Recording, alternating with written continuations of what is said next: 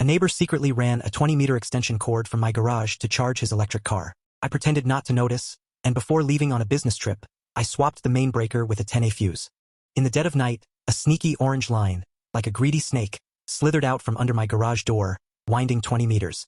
It precisely connected to the charging port of the neighbor's shiny new electric car. Standing behind the second-floor window, a cold smirk on my lips, I watched it all silently.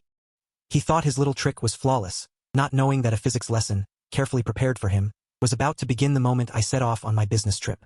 My name is Gu Chun, a typical programmer who believes in logic and code. I've lived in this upscale neighborhood for 3 years. My neighbor Zhang Zhiheng and his family and I have always maintained a nod-and-smile relationship in the elevator. Zhang Zhiheng is a businessman, slick and flashy. That shiny gold watch on his wrist always glints with a cheap sense of superiority under the elevator spotlight. He drives a latest model electric car worth over $500,000, while I still drive my Volkswagen that has been with me for 5 years. Until a month ago, I noticed my electricity bill had started to gain weight abnormally. As someone highly sensitive to numbers, I clearly remember my home's monthly electricity usage curve. The extra nearly 300 yuan this month was like an unrecognizable error code, making me deeply uncomfortable. At first, I thought it was because the new central air conditioner was too powerful. Or maybe some appliance was malfunctioning. I spent an entire weekend using a power meter to test every appliance in the house. Everything was normal. So where did the extra electricity go? Until last Wednesday night, I worked late until 3 in the morning fixing an urgent online bug and drove home exhausted. When the headlights swept across my garage, a glaring orange line struck like lightning, clearing my confusion. It was a brand new 20-meter extension cord. One end was plugged into the backup socket on the outer wall of my garage, and the other end, like a loyal umbilical cord, was steadily connected to Zhang Zhiheng's white electric car parked in its spot. I turned off the engine and sat in the car watching for a full 5 minutes. The night wind blew, and the orange cable swayed slightly under the streetlight. It seemed to mock me silently. So that was it. I didn't get out immediately to confront him. That's not my style. For a programmer, direct and impulsive confrontation is the least efficient way to solve a problem. Finding the bug, analyzing the bug, and then using the most elegant and deadly code to make it crash completely. That's where the fun lies. Returning home, I immediately pulled up the surveillance footage from the garage entrance. The image was clear. Zhang Zhiheng's movements even had a mechanical regularity. I spent the entire night editing out all his electricity thefts from the past week, arranging them by date. I generated a behavior log with timestamps. This is my professional habit. When facing any suspicious system behavior, the first step is to establish a complete log. I encrypted these video files and stored them in a special folder named Accusations. I deliberately changed the folder icon to a red warning sign to remind myself that this was not a trivial matter. But video alone wasn't enough. I needed more precise data to prove the abnormal electricity loss. I logged into the State Grid's official app and downloaded all my electricity bills from the past 6 months. I made an electricity usage curve chart. It clearly showed that since the month Zhang Zhiheng started stealing power, between midnight and 6 a.m. each night, the electricity usage in my garage suddenly had an average load curve of about 3.5 kilowatts. This curve completely disappeared during the day and appeared on time at night, like a carefully designed scheduled task. I saved this chart into the folder and added a note, the criminal's work schedule. I knew these data might become evidence in the future.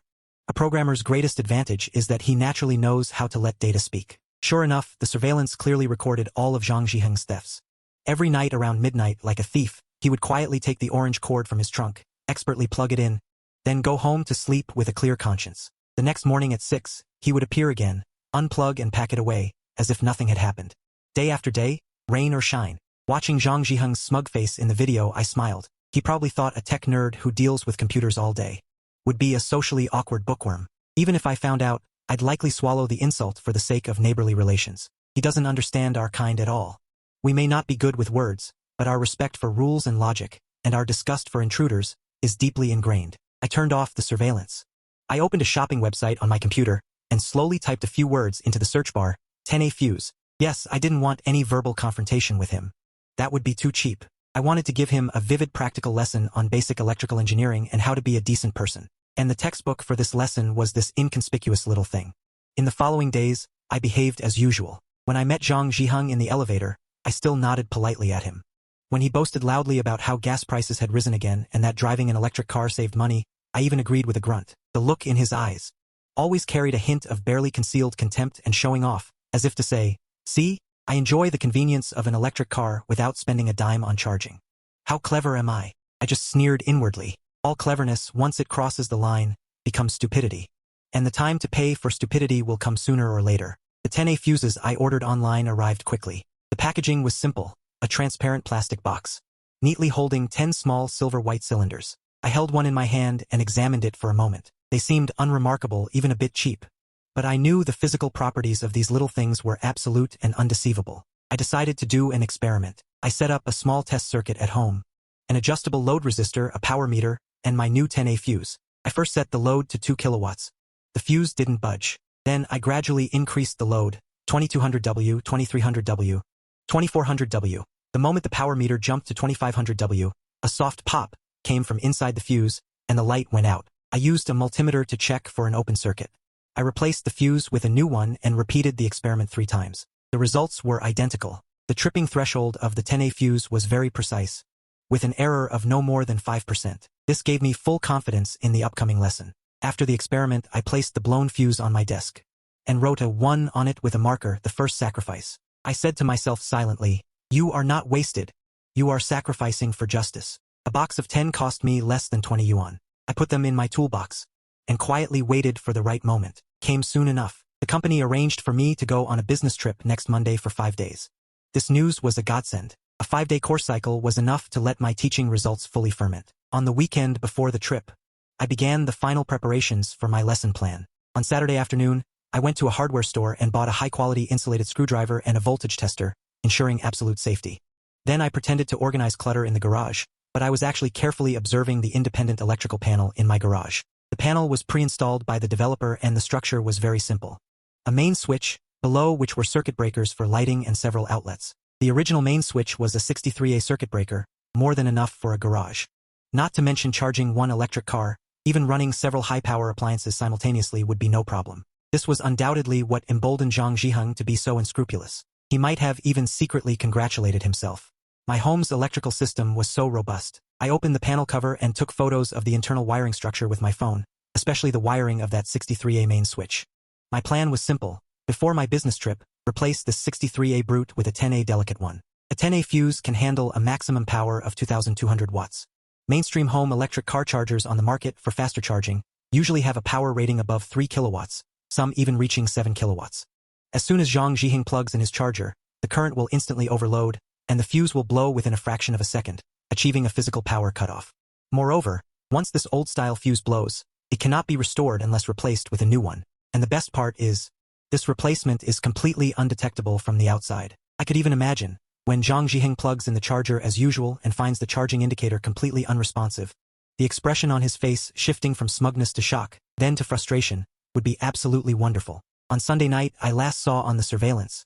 Watching Zhang Zhiheng skillfully connect that orange wire, I silently calculated that this was probably his last time stealing electricity from me. Early tomorrow morning, after he unplugs the wire, my lesson would officially begin. I went over all the details of my plan in my mind, making sure everything was foolproof. I wasn't taking revenge.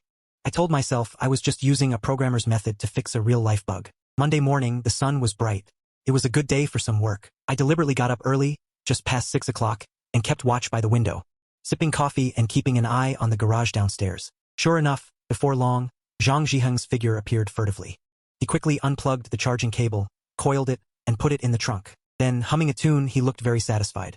He went upstairs. Perfect. The tools of the crime had been removed and the scene cleared. I put down my coffee cup, grabbed my toolbox and went straight downstairs. The garage was empty, only my Volkswagen sitting quietly. I took a deep breath and opened the panel cover. The internal structure was exactly as I had studied. First, I used a voltage tester to confirm that the incoming wires above the main switch were dead. Then I decisively pulled the main switch down, plunging the entire garage into darkness. Next, I put on insulated gloves and began disassembling the 63A circuit breaker with a screwdriver. I performed the entire process very carefully, making sure to remember the position of every screw and every wire. After removing the circuit breaker, I took out the prepared fuse holder. It was a very simple device, almost identical to the ones I used at home as a child. I fixed it in the original position of the circuit breaker.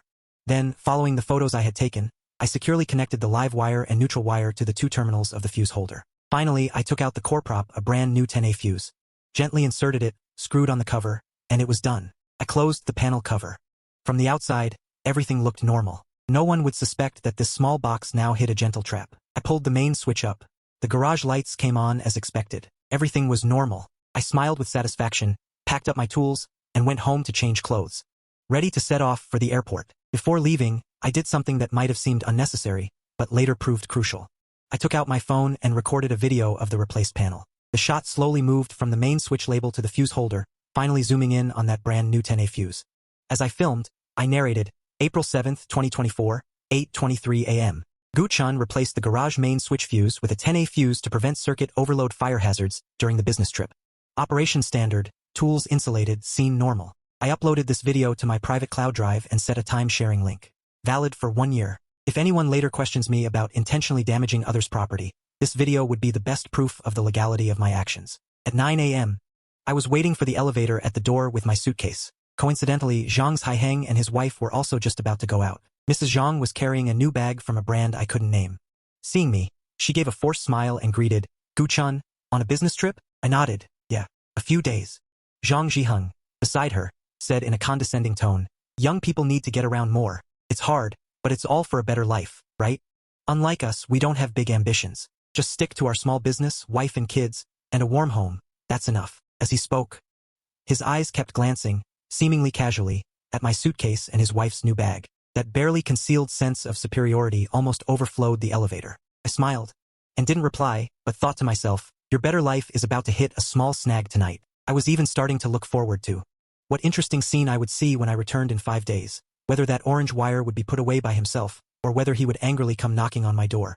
Either way, this drama would only get more interesting. Sitting on the plane to another city, I looked at the clouds outside the window, and felt exceptionally lighthearted. This was not just a simple counterattack. It was more like a performance art, a silent declaration about rules, boundaries, and respect. The business trip was exceptionally busy, but I was always thinking about the live show at home. I gave instructions to my home smart home system to check every hour the power status of the garage outlet and send the results to my phone. Monday during the day, everything was normal. The data stream was as steady as a straight line.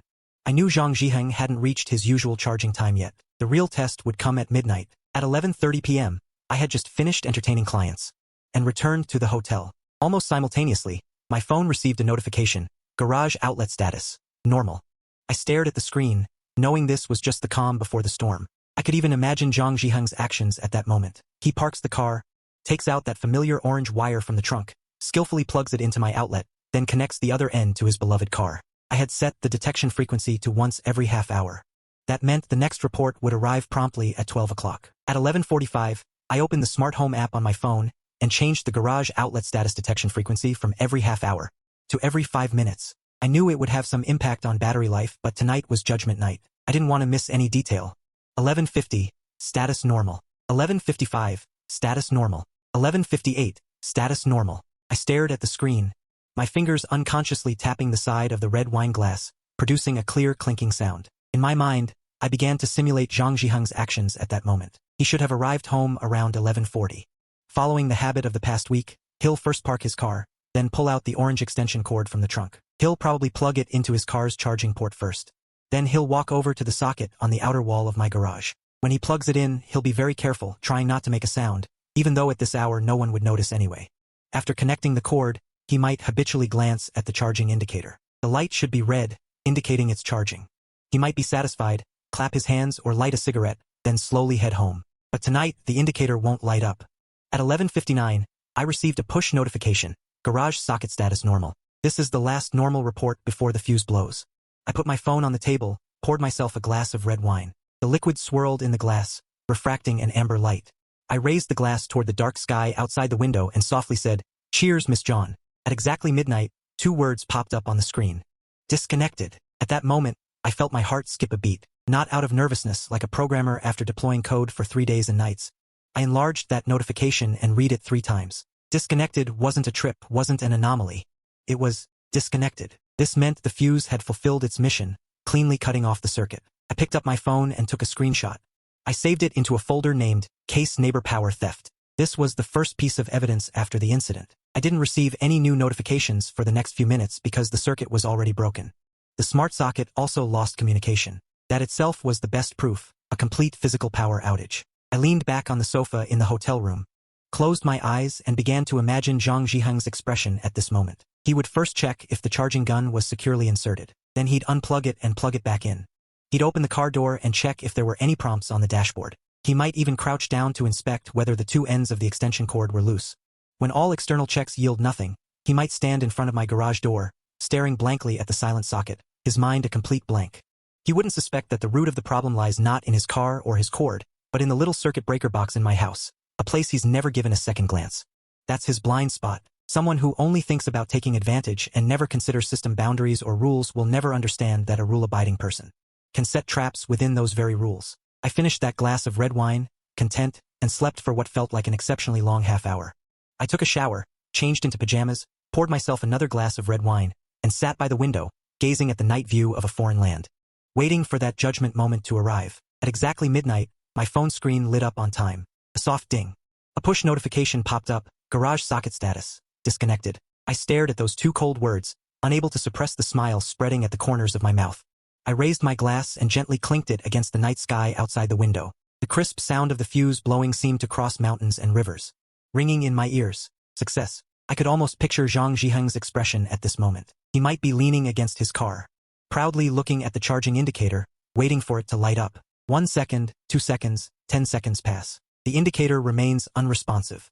He'd think it's a poor connection, unplug and plug it back in. Still nothing. He might check his 20-meter-long extension cord, or restart his car's charging system. After eliminating all other possibilities, he would finally cast a suspicious glance toward that circuit breaker box he's never bothered to look at. He might try to flip the main switch, but he'd find it hasn't tripped at all. Everything looks perfectly normal, but the power is simply gone. This feeling of the unknown, of being out of control, is the most torturous for someone as self-important as Zhang Zhiheng. Over the next few days, every midnight, my phone would receive the notification, garage socket status, disconnected. On the third night, there was an extra notification. Besides, disconnected, the smart home system also recorded an anomaly. At 1:23 a.m., someone attempted to reset the garage's main switch. This information made me frown slightly. The main switch is inside the circuit breaker box, and the box is locked. The lock is a simple pin tumbler lock I changed myself. Only I have the key. There's no way Zhang Zhiheng could open the circuit breaker box. So how did he attempt to reset it? I carefully checked the event log. Then I understood. It turned out Zhang Zhiheng might have repeatedly plugged and unplugged the charging gun. Each plug/unplug generates a faint transient current in the circuit. This current, though insufficient to complete the circuit, would be detected by the smart socket and recorded as an external device connection attempt. In other words, Zhang Zhiheng, late at night, was plugging and unplugging his charging gun over and over, like a man repeatedly pressing a switch that will never turn on in the darkness. I found it somewhat amusing, and a little pitiful. Was it worth it for an adult to put himself through this just to save a few dollars on electricity? But that sympathy only lasted a few seconds. I recalled his hypocritical smile in the elevator, his pompous speeches in the owner group, and the look in his eyes every time he saw me, that "I'm smarter than you" expression.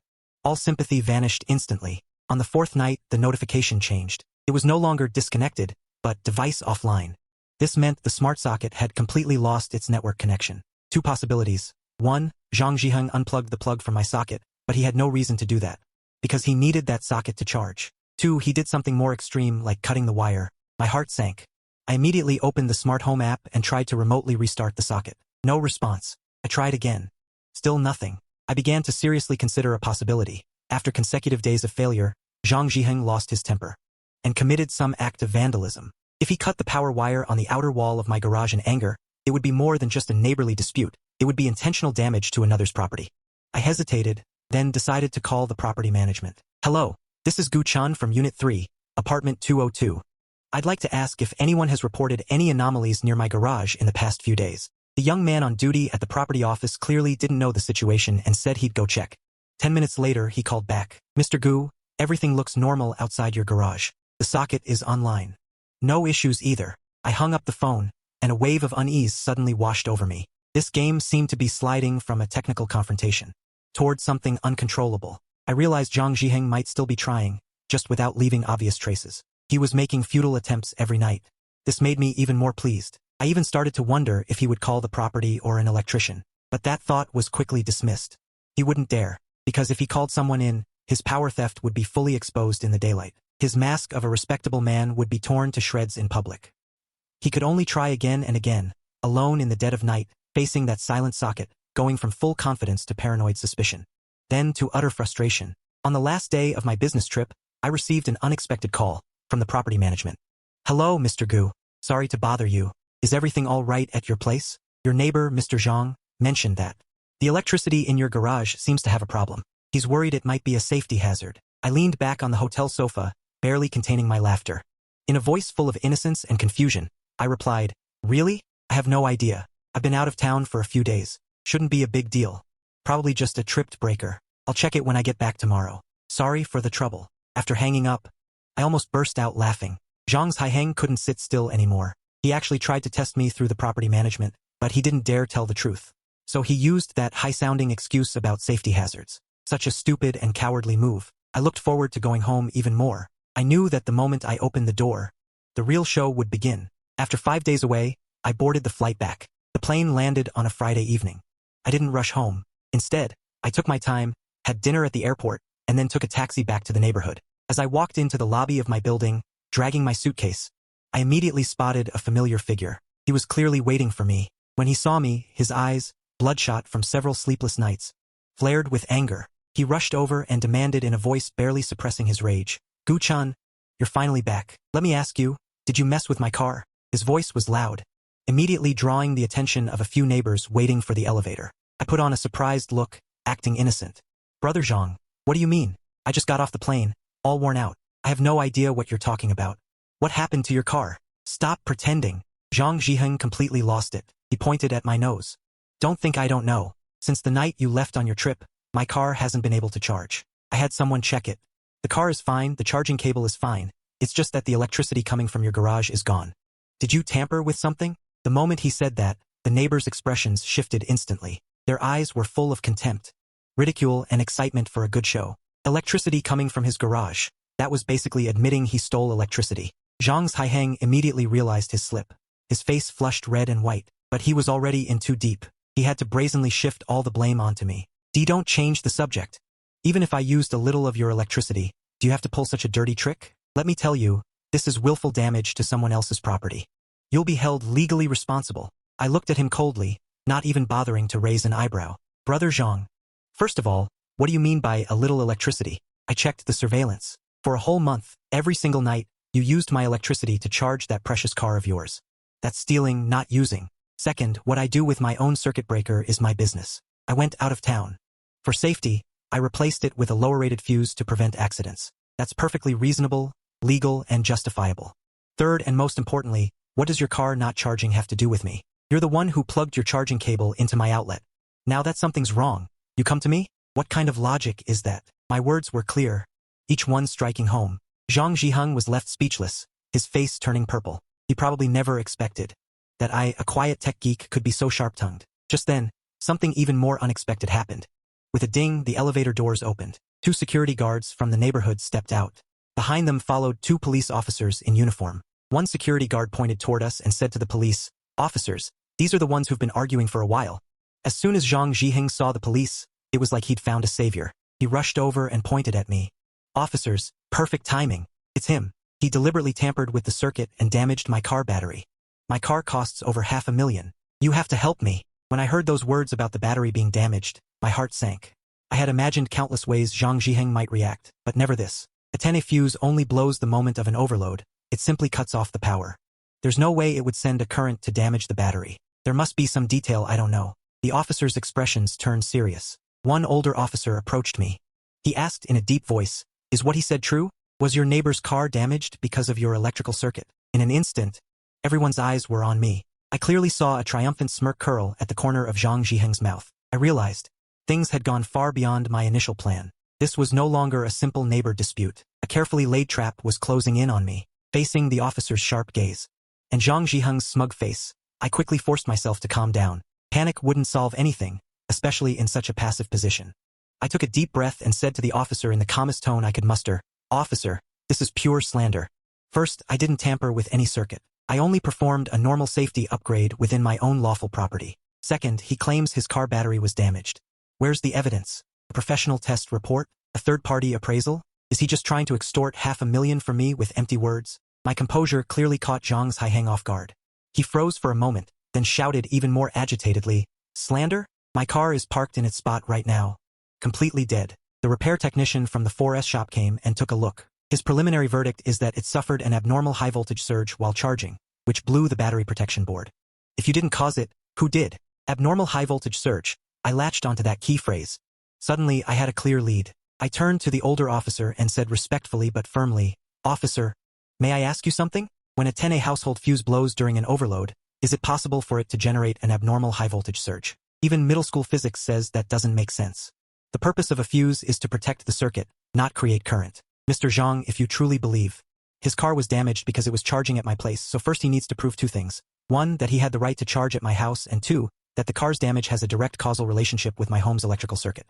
He can't prove either point. The police officer also clearly felt that Zhang Zhiheng's argument was somewhat untenable, but in the spirit of handling disputes, he still said to me, "Okay, we've got the situation now. This is a neighborhood dispute. If it involves property damage, I suggest you try to negotiate first. If that fails, you can pursue legal channels. We can't make a professional assessment here. Mr. Zhang, if you don't have solid evidence on your end, we can't file a case." After saying that, the officer gave Zhang Zhiheng a verbal warning, telling him that stealing electricity was wrong in itself. Neighbors should live in harmony. Seeing that the police weren't on his side, Zhang Zhiheng suddenly panicked, but he didn't dare vent his anger at the cops. So he redirected all his resentment toward me, dropping a harsh line, "Fine, Gu-chan, just you wait. Go to a professional appraisal agency for testing. When the report comes out, let's see how you deny it. I'll see you in court." With that, he turned and stormed off. The farce came to a temporary halt. The neighbors had seen enough and dispersed. The lobby was left with just me and two somewhat helpless security guards. I thanked the security guards, grabbed my suitcase, and walked into the elevator. Back home, I tossed the suitcase aside and sank heavily into the sofa. Although I had the upper hand in the confrontation just now, I didn't feel at ease at all. Zhang Zhiheng's words about the abnormally high voltage current stuck in my mind like a thorn. A fuse can absolutely never produce high voltage. So where is the problem? Could Zhang Zhiheng have actually tampered with something and forged evidence to frame me? Or is there some other hidden truth I don't know about? The more I thought about it, the more I felt this wasn't simple. Zhang Zhiheng might be greedy for small gains, but he doesn't seem like someone with such a scheming mind. There might be someone else behind this. I turned on my computer and began frantically searching for cases of electric vehicle charging circuit protection and power supply failures. That led to battery damage. I had to find the key before Zhang Zhiheng's appraisal report came out. Otherwise, if he actually produced a report extremely unfavorable to me, I wouldn't be able to clear my name no matter how much I explained. The night grew deeper. The city outside the window was brightly lit. In my room, only the screen's light illuminated my face.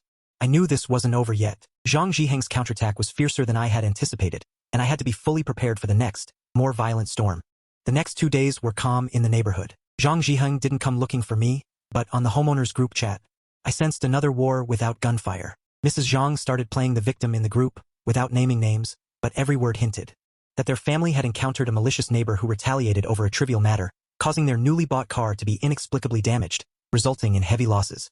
She portrayed herself as a victim, seeking sympathy. For a while, the group buzzed with discussion. Some, unaware of the facts, began blaming the wicked neighbor for going too far. Other neighbors, more level-headed, pointed out that stealing electricity came first and was unjustifiable. The entire homeowners group was in turmoil because of them. I didn't offer any defense in the group. Online flame wars are the most pointless. What I needed to do was strike at the root. Over those 2 days, besides my regular work, I spent all my time browsing various car forums and electrical engineering forums, consulting experts and searching for information. Finally, on a foreign EV enthusiast forum, I found an extremely similar case. A car owner described that when using a cheap, poor-quality extension cord to charge, his battery protection board was also damaged. After professional analysis, the reason was that the copper core inside that inferior extension cord was too thin, with a resistance far above standard. During prolonged high-current charging, the line overheated severely, causing the insulation to melt. At a certain moment, the live and neutral wires made extremely brief contact, causing an instantaneous short circuit. The pulse current from this short circuit, though very short in duration, could produce a peak voltage high enough to damage the sensitive battery management system. And my 10A fuse happened to blow right after that pulse current. Because the current was too high, it wasn't the culprit, it was just an alarm. It happened to record the time of the incident, but was framed as the cause by the real culprit Zhang Zhiheng's own inferior extension cord. After discovering this possibility, my blood boiled. It was a perfect logical loop. Zhang Zhiheng, to save money, not only stole electricity but also bought the cheapest, shoddiest extension cord for charging. That extension cord was the real cause of his car's damage. I immediately started gathering evidence. I needed that orange extension cord, which Zhang Zhiheng had now stashed away as the tool of the crime. If I asked for it directly, he definitely wouldn't give it to me. After thinking it over, I came up with a plan. I went to the property management and reported that I suspected a homeowner in the complex was using electrical equipment that didn't meet safety standards, posing a serious fire hazard. For the safety of all residents, I requested that the property management conduct a comprehensive safety inspection of the common areas, especially the parking lot and garages. The reason was reasonable, and the property management couldn't refuse. The next day, the property management, along with the community fire safety officer, posted a notice in the complex, requiring all homeowners to self-check, and announced that they would conduct safety inspections of all garages and parking spots within the week. I kept my eyes fixed on Zhang Zhiheng's parking spot. I knew he must be feeling guilty now. The evidence would either be hidden in his home or tossed somewhere inconspicuous. On Wednesday afternoon, the opportunity came. Through my window, I saw Zhang Zhiheng carrying a black garbage bag, walking hurriedly toward the most remote recycling point in the complex. My heart started racing. After he left, I immediately put on gloves and a mask, grabbed a bag of trash myself, and followed him. Inside that huge dumpster, I endured the stench and searched for nearly 10 minutes. Finally, inside a black plastic bag, I found the familiar orange extension cord. I carefully placed it into another clean bag and carried it home like a rare treasure. Under the light, I examined the cord closely. Its plastic casing had no legitimate brand logo or 3C certification, only a blurry string of English letters. I measured it with a caliper. The so-called National Standard copper core had an actual diameter less than half the standard. And on the middle part of the extension cord, I found a very inconspicuous spot that had melted and then resolidified. This was it. This was the evidence. I photographed everything in high definition and saved all the photos and videos. Now everything was ready. Not only could I prove my innocence, but I could also make Zhang Zhiheng pay for his greed and stupidity. I contacted a lawyer friend I knew well, taking all the evidence. After hearing my account and reviewing the evidence, the lawyer friend patted me on the shoulder and said with a smile, "Gu-chan, we've got this lawsuit in the bag. Not only won't you have to pay him a cent. On the advice of our lawyer, we should also countersue him for theft and defamation, and seek compensation for emotional distress." I didn't wait for Zhang Zhiheng's so-called appraisal report. Instead, I took the initiative. We prepared a detailed lawyer's letter outlining the entire process of Zhang Zhiheng stealing electricity, the legality of me replacing the fuse, and the fact that his shoddy extension cord was the real cause of the vehicle damage. All were clearly stated with evidence and logic. Attached to the lawyer's letter were a comparison chart of my household's electricity bills for the past 3 months, screenshots of all the surveillance footage showing Zhang Zhiheng stealing electricity late at night, and a screenshot of my order and product description for the 10A fuse.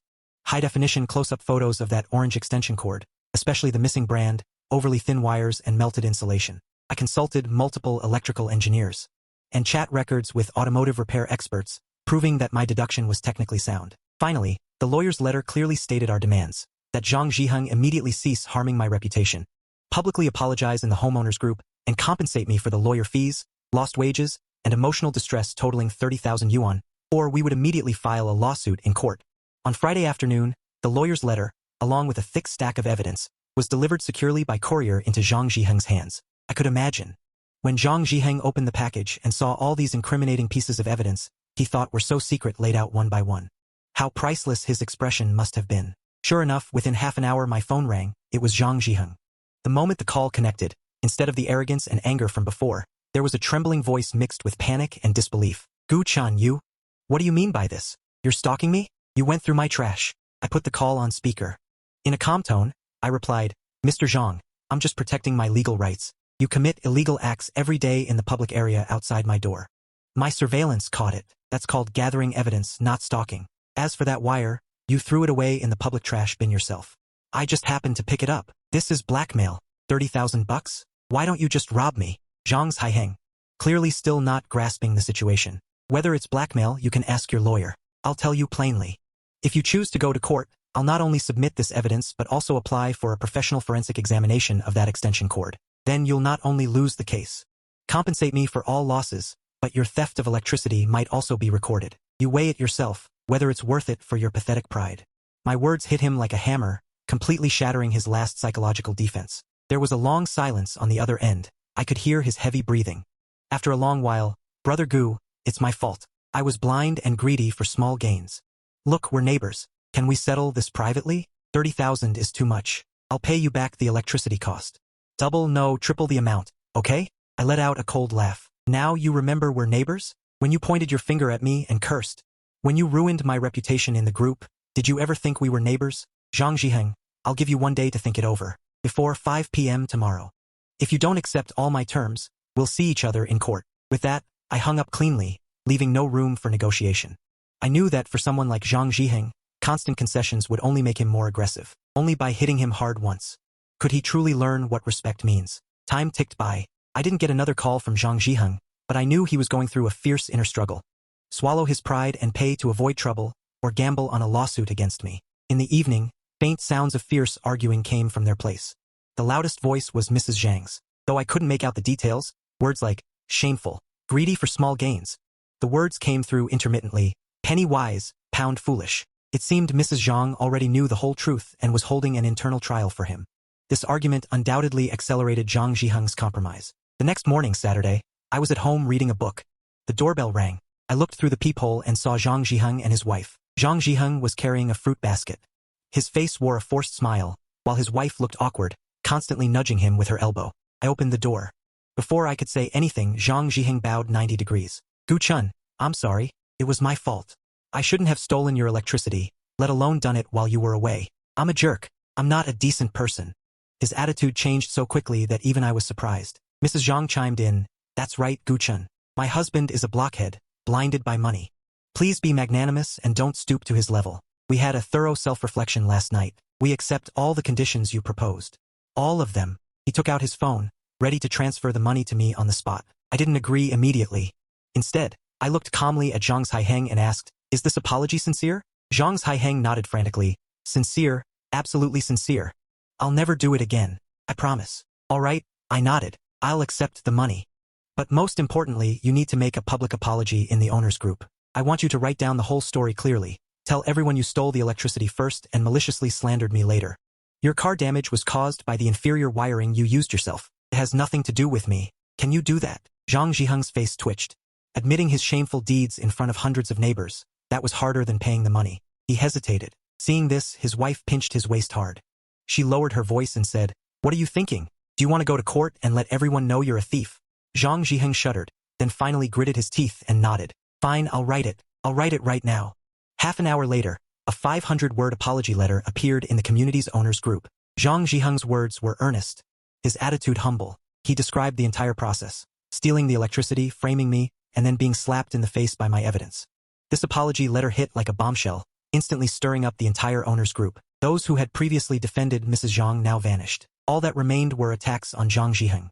And praise for me. Someone said, Gu Chen's move was brilliant. No shouting, no fighting, just using technology and law to crush him. Another said, this is exactly how you deal with uncivilized neighbors. So satisfying. Seeing the overwhelming tide of public opinion in the group, I knew I had won this war, completely and thoroughly. After Zhang Zhiheng publicly apologized in the group chat, he quickly transferred 30,000 yuan to me. I kept the portion covering legal fees and lost wages, and donated the rest to the property management on behalf of all residents. The money was used to upgrade the community's public charging stations and fire safety equipment. I posted a message in the group explaining where the money went, along with a screenshot of the donation. I said that conflicts between neighbors ultimately harm the harmony of the entire community. I hoped this money could contribute to the safety and convenience of the neighborhood, and that we could all learn from this lesson. Together, we can protect our home. This move of mine put a perfect end to the whole affair. Residents praised me in the group, saying I had a broader vision. At this point, the Zhang family was thoroughly socially dead in the community. They became extremely low-key and hardly participated in any community activities anymore. They kept their heads down when coming and going, and always took a detour when they saw me. The electric car he had ruined himself sat in its parking spot for a long time. Eventually, it was towed away and replaced with an ordinary gas-powered car. That orange extension cord never appeared again. My life returned to its usual peace. I took the 10-amp fuse out of the breaker box and swapped back the original 63-amp air switch. I put that retired fuse into a small sealable bag and placed it on my desk. It was like a medal, constantly reminding me that when facing bugs in life, avoidance and tolerance are useless. Only by using your own wisdom and logic, calmly analyzing and precisely striking, can you defend your boundaries and dignity without losing face. Sometimes solving a problem doesn't require a loud argument. A small fuse, a calm mind, is enough to give those who think too highly of themselves the most profound lesson. The sunlight outside the window. Just as I raised my coffee, I looked at the small fuse on my desk and smiled slightly. In the end, the world is logical.